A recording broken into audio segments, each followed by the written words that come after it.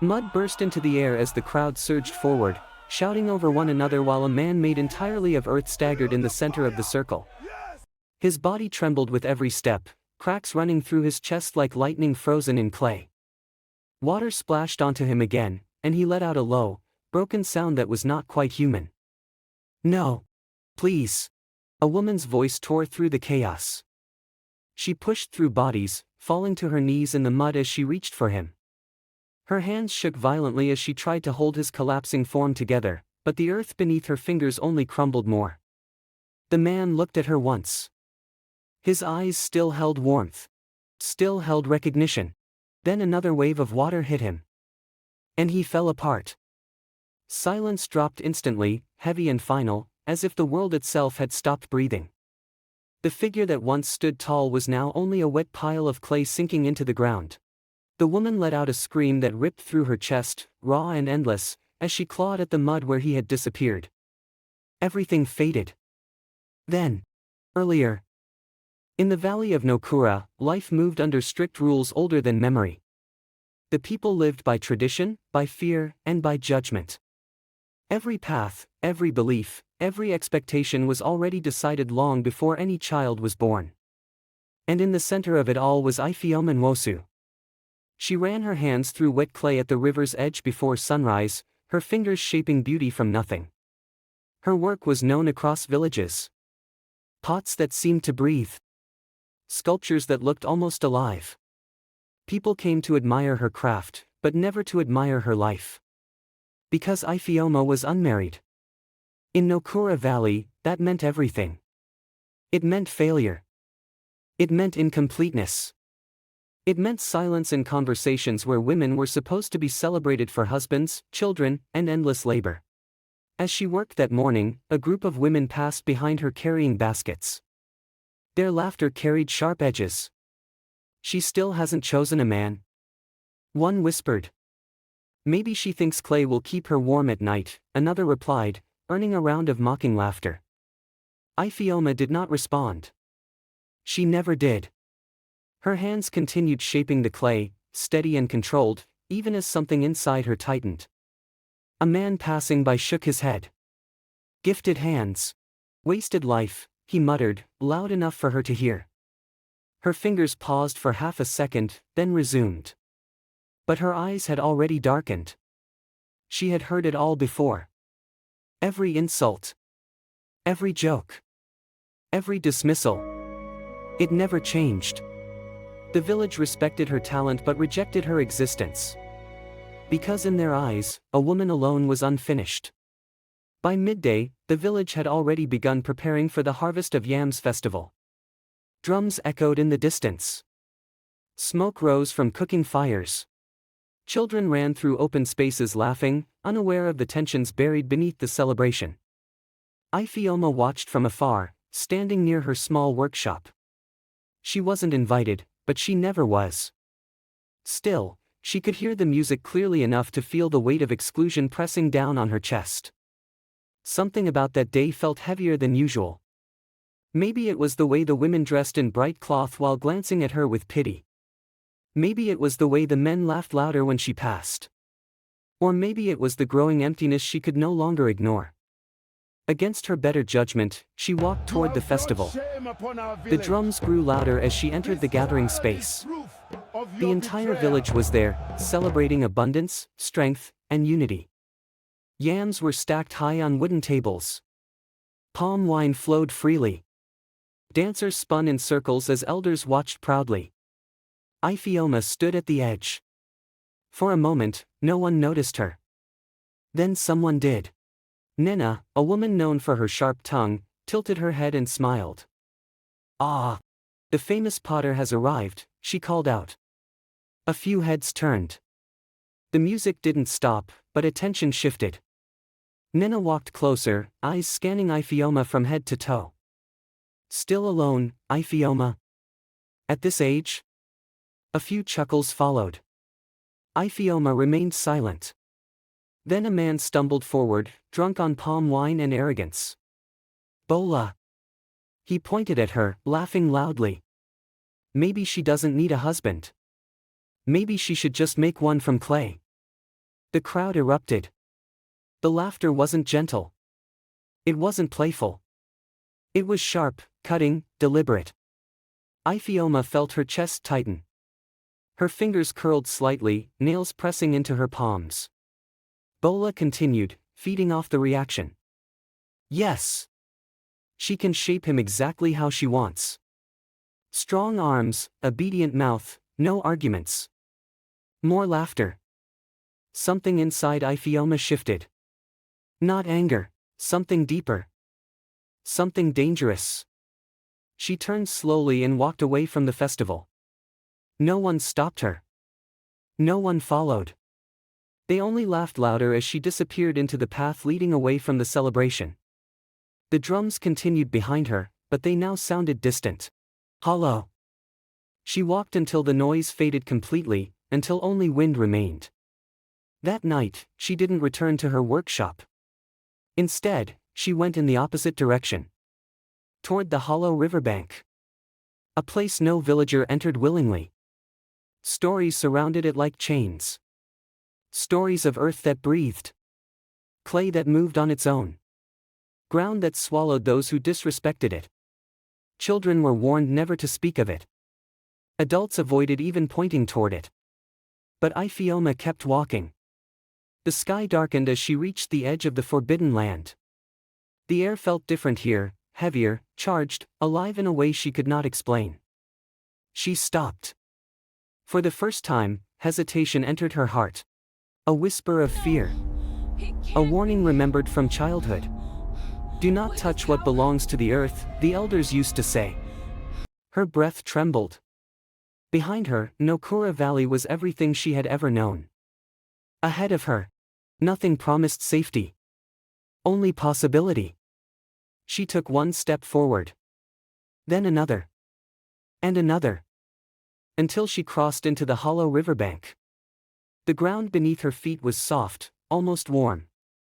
Strange veins of clay shimmered faintly under moonlight, as if the earth itself was breathing beneath the surface. Iphioma knelt slowly. Her voice was barely audible. If the world refuses to give me love, she whispered, then I will create it myself. Far behind her, a distant wind moved through the valley like a warning. And for the first time, the earth responded. Not loudly. Not visibly. But as if it had heard her. And was waiting. The ground beneath Iphioma's knees felt warmer now, almost like it was reacting to her presence. She hesitated for a moment, her fingers hovering above the glowing clay veins. The wind around the hollow riverbank shifted sharply, carrying a sound that almost resembled breathing, slow, deep, and ancient. Her heart pounded. She should have left. Every warning she had ever heard screamed at her to turn back. But something stronger than fear held her in place. Loneliness. She pressed her hand into the soil. The moment her fingers sank into it, a strange pulse ran through her entire body. It wasn't pain. It wasn't comfort either. It felt like recognition, as if the earth itself had acknowledged her touch. Slowly, she began gathering the clay. At first, it was just a handful. Then more. The soil came apart easily, as though it was waiting to be shaped. She moved further along the riverbank, collecting more of it, her movements growing steadier, more deliberate. By the time she returned to a flat clearing, her arms were covered in dark earth, and her breathing had steadied into focus. She did not know what she was doing yet. Only that she had to do it. She began shaping. At first, it was just formless. A mound. Then shoulders. Then a head. Her fingers moved faster as if guided by something beyond thought. She carved with precision she didn't realize she possessed, shaping cheekbones, a jawline, the curve of a neck. Her hands trembled, but not from fear anymore. From intensity. From something building inside her that she could not name. Hours passed without her noticing. The moon climbed higher. The world around her disappeared. All that existed was clay. And intention. A man began to take shape beneath her hands. Broad shoulders. Strong frame. Calm expression. eyes that seemed almost gentle even before they were finished. She paused. Her breath caught. He looked. Too real. Too complete. She swallowed hard and continued. I need you to be strong, she whispered as she molded his arms. I need you to stay when others leave. The wind around her shifted again. A deeper pressure settled over the riverbank. But she didn't stop. I need you to see me, she continued, voice cracking slightly. Not as a mistake. Not as something broken. Her hands moved to his face. She shaped it carefully, painfully slowly, as if afraid one wrong movement might destroy everything. Tears blurred her vision, but she didn't wipe them away. I need you to love me, she whispered finally. The moment she finished those words, something cracked through the air. Not sound. Not light. Something deeper. The clay figure trembled. Ifeoma froze.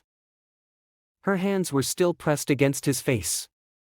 A slow breath escaped the clay body. Then another.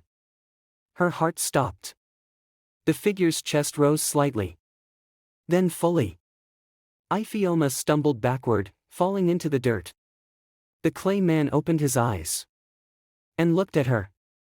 For several seconds, neither moved. The wind died completely. Even the river seemed silent.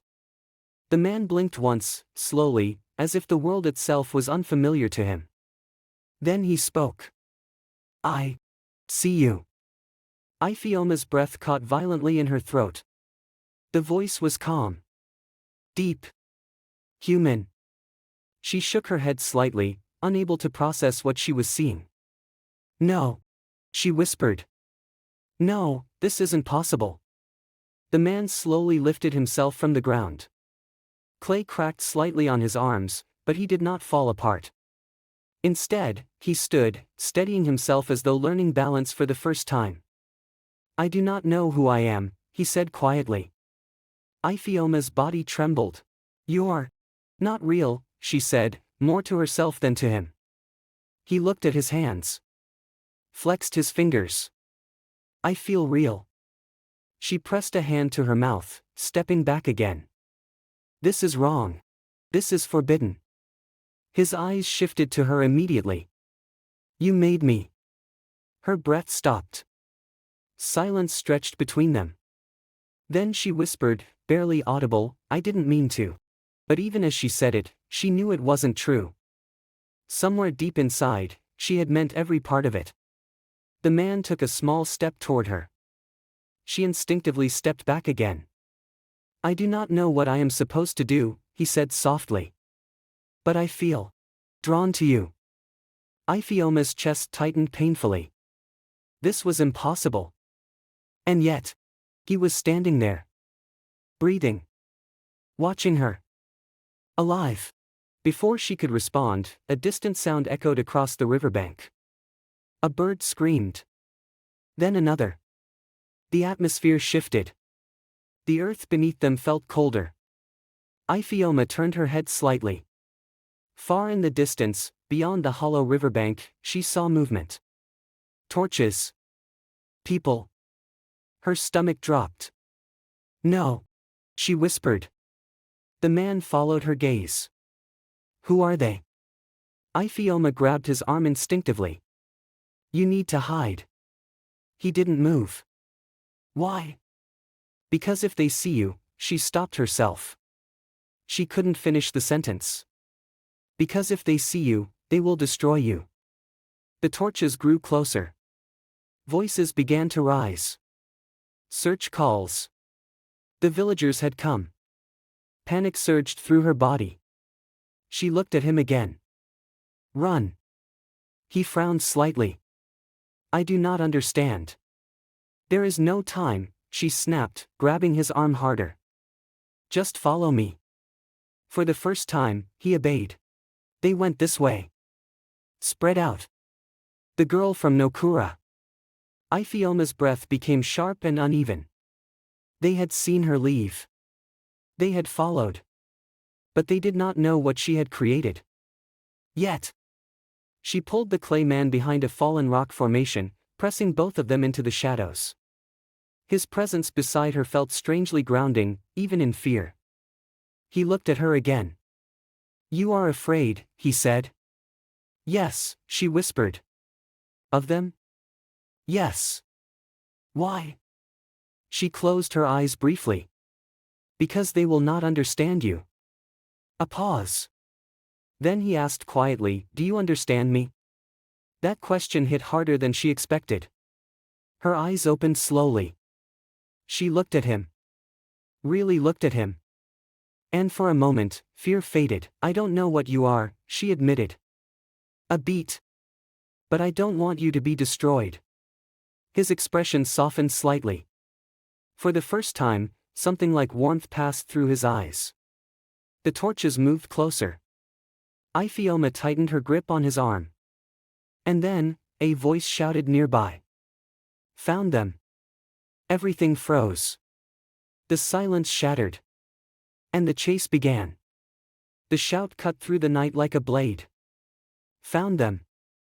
Instantly, chaos erupted across the hollow riverbank.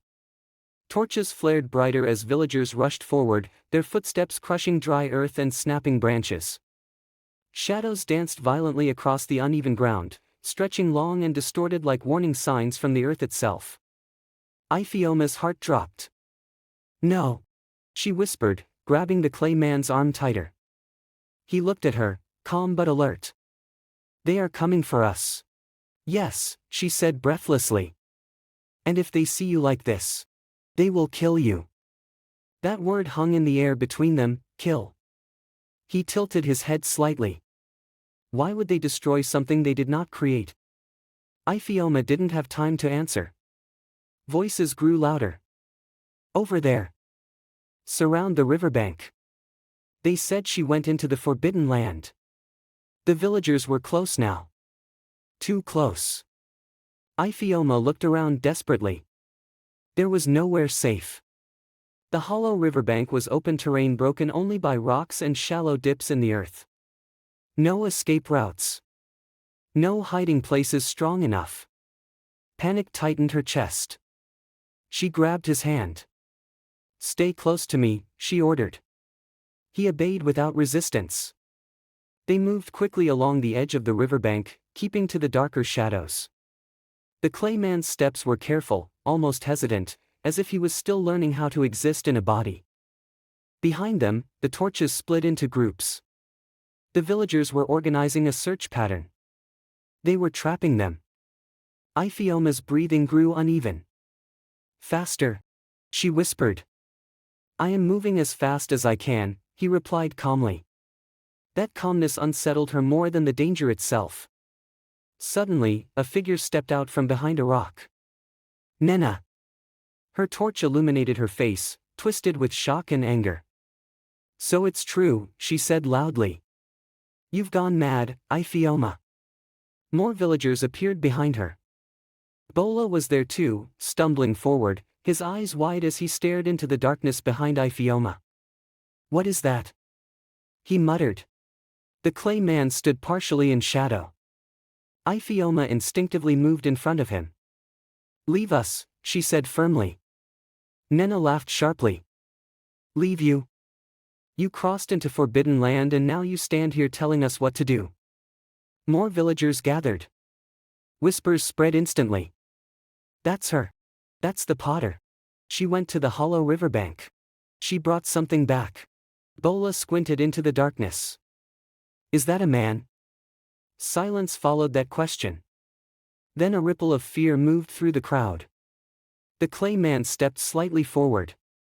Moonlight caught him. His form became visible. Gasps erupted. Because he was not like anything they had ever seen. He looked human. But not fully. His skin carried faint lines like dried earth after rain. Small cracks shimmered faintly along his arms. His eyes were too still. Too aware. A villager stepped back instinctively. "That's not possible," someone whispered. Nena's voice sharpened. "What have you done, Iphioma?" Iphioma's voice trembled but held. "I created him." That single sentence broke the crowd into chaos. Laughter. Confusion. Fear. You're insane. You dare mock the earth like this? Kill it before it brings curse upon us. The clay man turned his head slowly, observing them all. Why do they fear me? He asked quietly. Iphioma didn't answer. Because she finally realized something horrifying. She didn't know either. Bola suddenly stepped forward, anger rising. This is blasphemy. You think you can play with the earth and bring things to life? He grabbed a nearby stone. I will end this nonsense. He threw it. Everything happened too fast. The stone struck the clay man's shoulder. A crack formed instantly. Iphioma screamed. Stop! The clay man staggered slightly but did not fall. He looked at the crack on his arm with quiet confusion. Then at Iphioma. I feel that, he said softly. The villagers grew louder. See? It bleeds earth. Destroy it. Fear transformed into violence instantly. Bola grabbed a bucket from one of the men. Filled with water. Iphioma's eyes widened. No. Don't, but it was too late. He threw it. Water splashed across the clay man's chest. He froze. The sound that came from him was not loud, but it was wrong. A deep, collapsing resonance like something being erased from existence. The clay where the water touched began to soften. Iphioma rushed forward. No! Stop it! The villagers grabbed her, pulling her back. Let it go, someone shouted. More water was brought. The clay man looked down at his hands as they began to lose form. Iphioma, he said quietly. Her breath shattered. I'm here. I'm here. He took one step toward her. Then another crack spread across his chest. I do not understand why this is happening. Iphioma fought against the villagers holding her. He's alive. Please. He's alive. But no one listened. Another splash of water hit him. His legs weakened. The earth beneath him began to dissolve. The clay man looked at her one last time. Not in fear. Not in anger. But in recognition. As if he finally understood something he was never meant to know. You gave me life, he said slowly. Iphioma was screaming now. Don't leave me. His body collapsed halfway. His hand lifted slightly toward her. Then another wave of water struck him. And everything broke. The clay figure fell apart completely. Mud spread across the ground where he stood. Silence returned violently. Even the villagers stopped moving. No one spoke. No one laughed. Only breathing remained. Heavy. Uneven. Real. Iphioma dropped to her knees. The villagers released her without realizing. She crawled forward into the mud, hands shaking uncontrollably. No. No, no, no. She whispered, digging through the earth like she could pull him back together. But there was nothing left to hold. Only wet soil. Only silence. Her scream rose again, deeper this time, breaking through her chest as she collapsed fully onto the ground. Behind her, the villagers slowly began to retreat, disturbed by what they had done but too afraid to admit it. Bola dropped the empty bucket. Nena stood frozen, her expression unreadable. No one celebrated. No one spoke. They simply left. One by one. Until Iphioma was alone. Her hands trembled as she pressed them into the mud. I made you. She whispered. I made you because I was alone. The wind shifted. And then. Everything went still. The silence after the villagers left felt heavier than their shouting. It wasn't peace. It was absence, something taken out of the world and never replaced. Iphioma stayed on her knees, her hands still buried in the mud where the clay man had collapsed. Her fingers shook as she scooped the wet earth again and again, as if repetition could undo what had already been done. No. No, come back. She whispered under her breath. Please. I didn't mean for this. Her voice cracked, but there was no answer. Only the soft wind moving across the hollow riverbank like it was mourning something it could not explain. Her breathing became uneven. Her chest tightened painfully. She pressed both hands against the ground harder, almost angrily now. I brought you here. She said louder, as if arguing with the earth itself. I gave you a name. I gave you life. Her voice broke completely. And you just took him away. A sharp gust of wind swept through the riverbank, lifting strands of her hair across her face. For a moment, she thought she heard something beneath the wind. Not a voice exactly, but a presence. Something watching. She froze. Slowly, she lifted her head. The moonlight above her seemed dimmer now.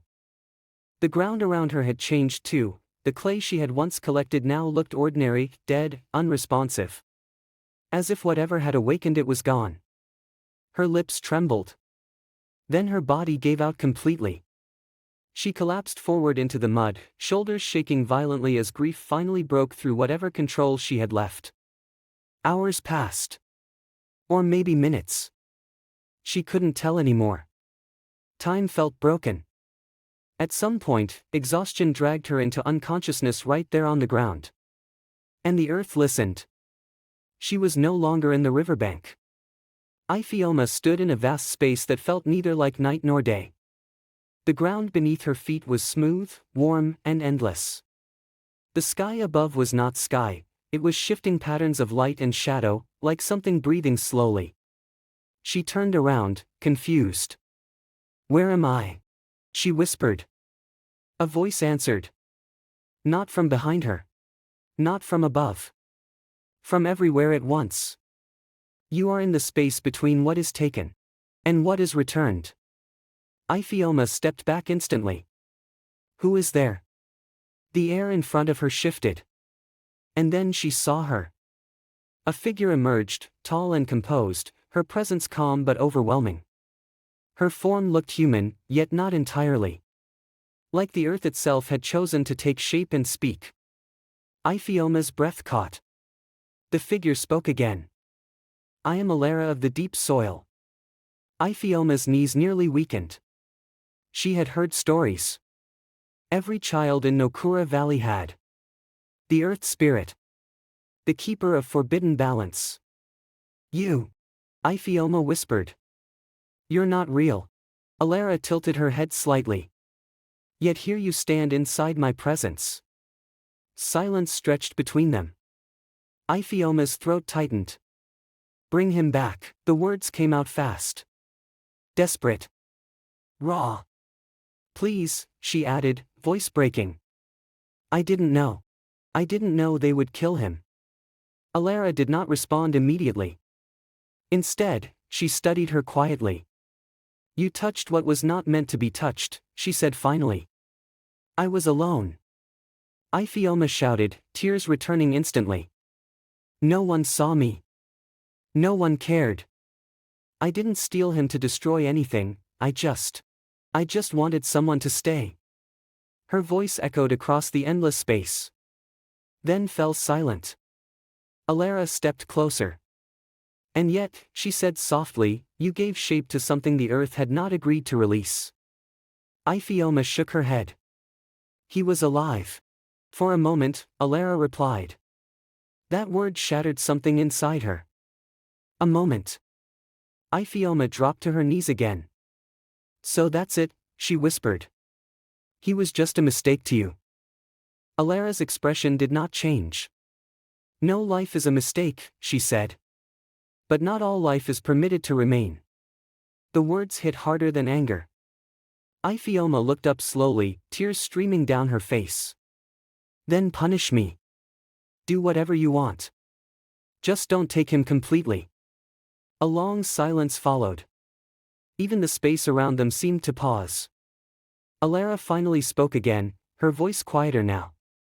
The villagers destroyed his borrowed form with water. That was their fear.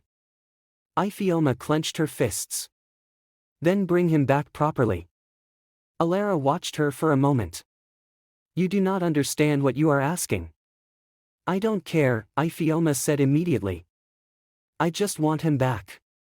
Another pause. Then Alara raised her hand slightly. The space around them shifted. Images appeared, visions. Iphioma saw Kale again. But not as he was. She saw him dissolving. She saw the clay breaking apart. She saw something deeper beneath it, an essence trying to remain whole even as the body failed. Then silence again. Alara spoke. What you created was not fully human, not fully earth, she said. It was a balance that could not sustain itself in your world. Iphioma whispered, so he's gone. Alara shook her head slightly. Gone is not the same as ended. Iphioma's breath caught. Alara stepped closer. There is a condition, she said. Hope flickered instantly in Iphioma's chest. Anything. Alara's voice remained calm. If he returns, he will not remain as he was shaped in your hands. Iphioma listened, barely breathing. He will carry the cracks of both worlds, Alara continued. Human life will accept him. But Earth will never fully release him. Iphioma swallowed hard. What does that mean? Alara answered simply. He will live. But never be whole. Silence followed. Iphioma's heart pounded violently. Then she nodded without hesitation. I accept it. Alara studied her again. You do not even know what you are accepting. I don't care, Iphioma repeated, voice trembling but firm. As long as he is alive. A long stillness followed. Then Alara raised her hand. The space began to dissolve. Her final words echoed, then let balance decide what remains. Iphioma woke with a gasp. Cold air hit her face instantly. She was back at the hollow riverbank. Morning light was breaking over the horizon. Her body was still in the same place where she had collapsed, but something had changed. The ground in front of her was not empty. She froze. Slowly. She lifted her head. A figure stood there. Still. Watching her. Her breath stopped completely. It was him. Kale. But not as before. Cracks now ran across his skin like delicate lines of dried earth. His presence was still human. But fragile, as if existence itself had been stitched imperfectly into his body. He looked at her quietly. And said, softly, I am still here. Iphioma's lips trembled violently. She couldn't move. She couldn't speak. Then, finally, she broke. She rushed forward and grabbed him, holding him tightly as if afraid he would disappear again. Her entire body shook as she clung to him. Kale did not resist. He only stood there, slowly placing one hand on her back. As if learning what comfort meant. Behind them, the wind moved gently across the riverbank. But this time, it did not feel empty. It felt like something unfinished had been allowed to continue. And somewhere far away, the earth remained silent. Watching. Iphioma held onto him like the world itself depended on it. Her fingers dug into the cracked surface of his body, afraid that if she loosened her grip even slightly, he would dissolve again into nothing. Kale stood still at first, unsure of what to do with her desperation. Then slowly, carefully, he placed both hands on her shoulders. His touch was warm in a strange way, like heated soil under morning sun. I am here, he repeated softly, as if testing the truth of it. Iphioma shook her head against his chest. I thought I lost you. I thought I destroyed you. Her voice broke into uneven breaths. Kale looked down at his own hands. The cracks were still there. Thin lines running across his skin like scars carved by invisible forces. He flexed his fingers slowly, studying himself. I remember. Falling apart, he said quietly. But I am not gone. Iphioma pulled back just enough to look at him. Her eyes were swollen, her face streaked with dirt and tears. You should not exist like this, she whispered.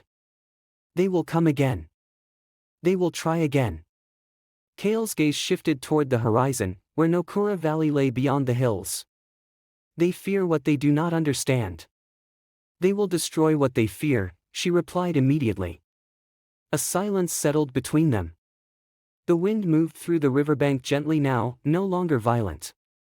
But it didn't feel peaceful. It felt observant. Like something had not finished deciding. Kale turned back to her. Then what am I supposed to be? Ifeoma hesitated. That question struck deeper than she expected. What was he? A creation? A mistake? A miracle? A punishment? She didn't have an answer. Only feeling. You are not supposed to be anything, she said finally, voice softer. You are. Here. Kale processed that slowly. I feel the cracks, he said. They do not hurt. But I am aware of them. Ifeoma lifted her trembling hand and touched his cheek gently. I will fix you, she whispered. I will take care of you. I won't let them break you again. Kale looked at her for a long moment. Then he said something simple. You already did. That broke something inside her again, but in a different way. Not pain this time. Recognition. Days passed. The hollow riverbank became a place Ifeoma returned to in secret. Every morning before sunrise, she would leave Nokura Valley with food, cloth, and natural oils. She would meet Kale in the same hidden clearing where he had first returned. At first, he struggled with small things. Walking on uneven ground. Holding objects without hesitation. Standing in rain that made his cracks slightly deeper. But he learned. Slowly. Quietly. Like something rebuilding itself from memory. Ifeoma began treating his skin with shea oil she prepared herself. She would sit beside him, carefully applying it to the cracks while he remained still. It helps, she said one morning. Kale tilted his head slightly. It does not heal me. It protects you, she corrected gently. Kale watched her hands as she worked. You are always careful when you touch me. Ifeoma paused. I am afraid of losing you again. A quiet moment passed. Then Kale asked, do you think I belong here? She stopped completely. That question again. Belonging. Something she had never fully had either. I don't know, she admitted. Kale looked out toward the valley again.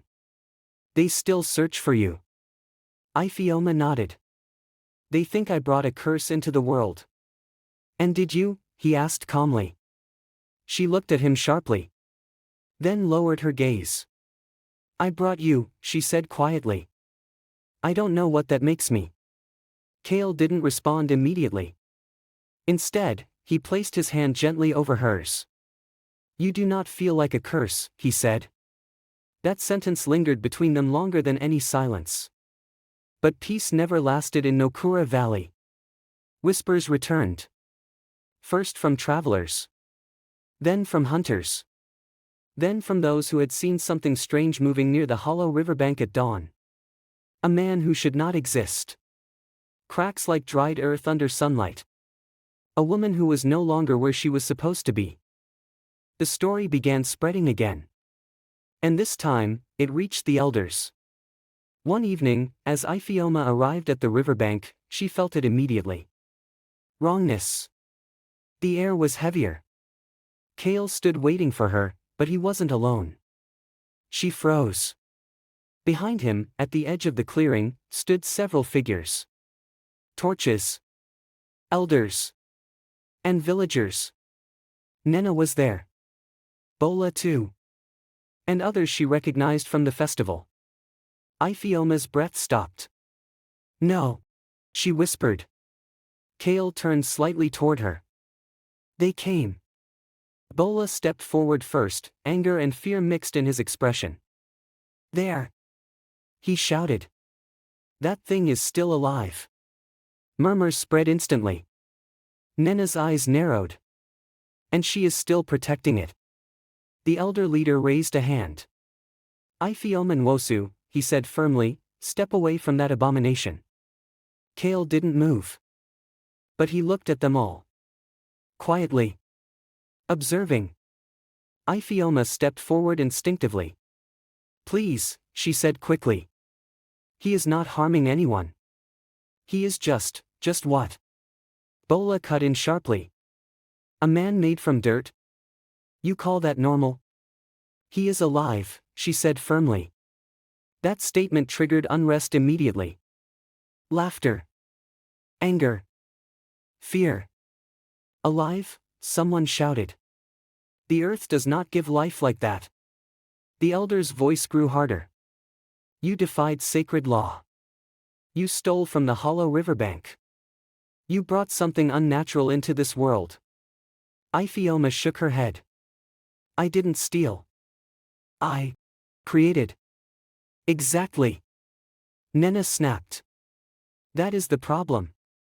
Kale finally spoke. I do not understand why my existence causes anger.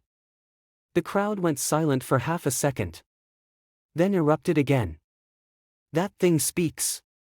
Destroy it before it spreads. Bola grabbed a wooden bucket. Iphioma saw it instantly. Her body froze. No.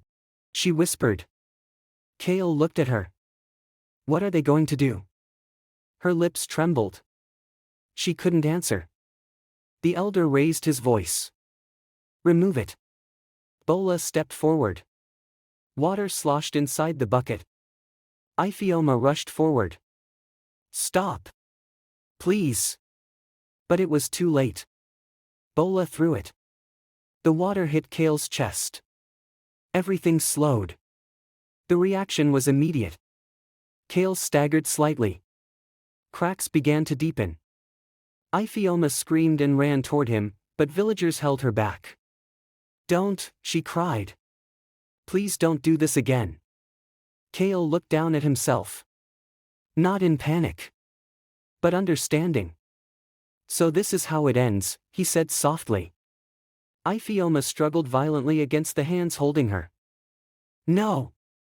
Not again. I won't lose you again. Kale looked at her one last time. And smiled faintly. It is all right, he said. That was worse than fear. Iphioma struggled violently against the hands holding her. No. Not again. I won't lose you again. Kale looked at her one last time. And smiled faintly. It is all right, he said. That was worse than fear. Because it sounded like acceptance. The earth beneath him began to crumble. Iphioma's scream shattered the air. Kale! He reached toward her slightly. Then another wave of water hit him. And the cracks consumed him completely. He collapsed into mud again. But this time, there was no silence of confusion. Only silence of knowing. Iphioma fell to her knees instantly, breaking free from the villagers. She reached into the mud desperately. No. No, no, no. Please. Please. Her voice dissolved into broken sobs. The villagers slowly stepped back again, shaken by what they had done, but still convinced they had acted correctly. Nena looked away. Bola dropped the bucket. Even the elder did not speak. Because something felt wrong. Not resolved. Only interrupted. Iphioma pressed her hands into the mud, shaking uncontrollably. I will find you again, she whispered. Even if the world takes you away 1,000 times. I will bring you back. The wind moved across the hollow riverbank once more. And for a brief moment, the earth felt like it was listening. Fade out.